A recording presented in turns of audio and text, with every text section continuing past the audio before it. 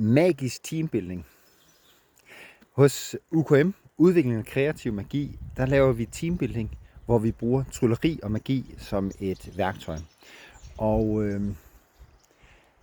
jeg har gået lidt og tænkt over, hvad er det egentlig, der er på spil, når vi laver det her. Og nu har vi Stig og jeg i UKM, vi har efterhånden haft en 600-700 mennesker igennem det her.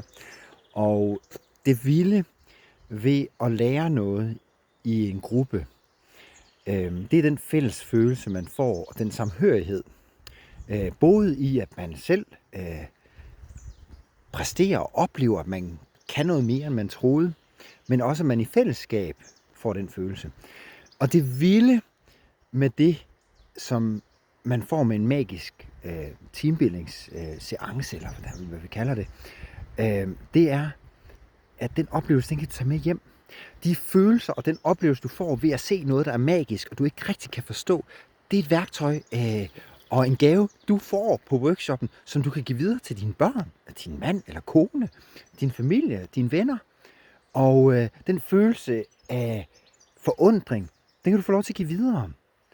Og du får også mulighed for med det at sige, det er det her, jeg har lavet med mine kollegaer.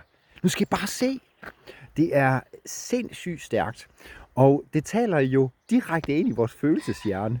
Så det er ret vildt, hvordan det udspiller sig i folks oplevelser. Og vi har rigtig mange kursister og deltagere, som siger, det skal vi hjem og vise familien. Og som mange måneder, og nu er det 2 år siden, vi startede, som stadig kommenterer på, det var det, vi lavede for 2 år siden. Det er fordi, det placerer sig i vores følelsescenter i hovedet. Det er en meget, meget stærk oplevelse. Så magisk teambuilding ved UKM, det skal prøves.